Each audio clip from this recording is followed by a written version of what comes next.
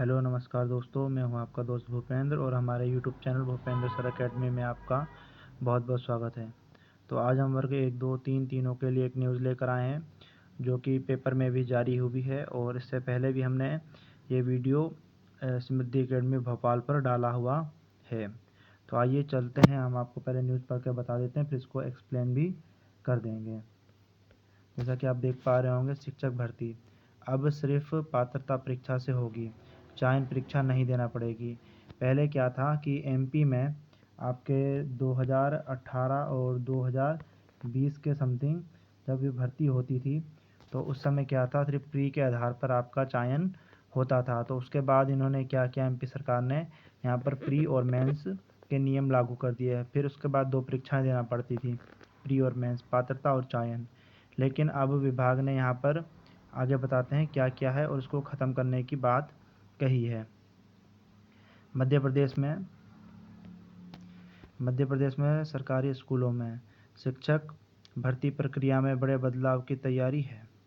राज्य स्कूल शिक्षा विभाग ने अब 2 अलग अलग परीक्षाओं के बजाय सिर्फ पात्रता परीक्षा के आधार पर शिक्षकों की भर्ती कराने का निर्णय लिया है। इसके लिए अब चयन परीक्षा नहीं कराई जाएगी।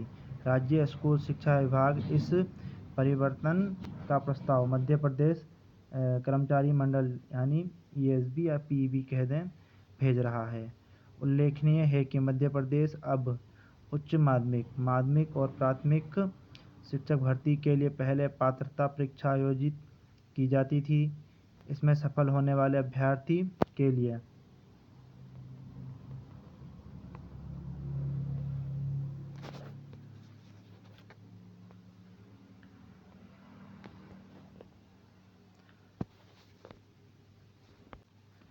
चयन परीक्षा में सफल होने के बाद ही अभ्यर्थी शिक्षक बन पाते थे। इस प्रक्रिया के कारण अभ्यर्थियों को 2 बार आवेदन करना पड़ता था और 2 अलग अलग परीक्षाओं की तैयारी भी करना पड़ती थी। नई व्यवस्था लागू होने के बाद पूरी प्रक्रिया अपेक्षाकृत आसान हो जाएगी। शिक्षक बनने के इच्छुक लोगों को केवल पात्रता यानी प्री परीक्षा देनी होगी। 2 बार परीक्षा होने के कारण अभ्यर्थियों पर अतिरिक्त आर्थिक बोझ पड़ता था। सामान्य वर्ग के अभ्यर्थियों को पात्रता परीक्षा के लिए 500 रुपये और चयन परीक्षा के लिए 500 रुपये शुल्क देना पड़ता था। बता दें कि पात्रता परीक्षा में लगभग 500 से 6 लाख अभ्यर्थी शामिल होते हैं। मैं आपको अब इसका पूरा क्लियर बता देता हूँ। क्या है कि इन लोगों ने जो पहले नियम था प्री और मेंस कराने का, तो अब ये बीच में चला हुआ था तो इन्होंने ये बंद कर दिया। तो विभाग ने इनको ख़त्म करके अब फिर से वही पुराना नियम लागू करने की बात कही है।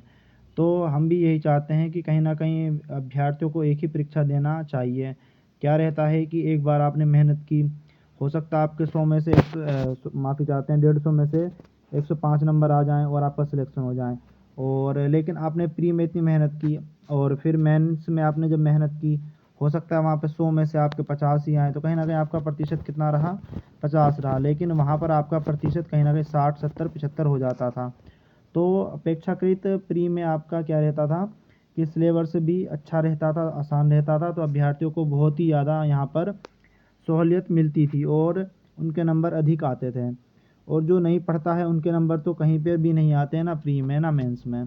तो हालांकि जो मेंस रहता है वो टफ़ रहता है प्री की तुलना में। लेकिन इन्होंने जो छन्नी लगाई थी, तो अब ये बात कहीं ना कहीं ये भी करते हैं कि इसमें नेगेटिव मार्किंग का रखेंगे, माइनस मार्किंग का, तो ये भी अभ्यर्थियों पर एक बोझ पड़ जाएगा। और सामान्य के जो अभ्यर्थी रहते हैं, आप भी जानते हैं बेचारे, वो 500 रुपये सिर्फ ये शुल्क नहीं रहता है, 60 रुपये आपका अलग से एक शुल्क रहता है और प्रोफाइल अपडेट के 50 रुपये ले लिए जाते हैं। इसके बाद फॉर्म डलाई आपकी 50 से 70 रुपये ले ली जाती है। और इसके अलावा अन्य खर्च मिला के आपके कहीं ना कहीं किसी के पास रोजगार पंजीयन नहीं है तो 800 के लगभग फॉर्म एक पड़ जाता है सामान्य अभ्यर्थी को। तो ये सब चीज़ें बहुत ही यहाँ पर अभ्यर्थियों पर बोझ वाली रहती हैं, क्योंकि सभी अभ्यर्थी आर्थिक रूप से सक्षम नहीं होते हैं।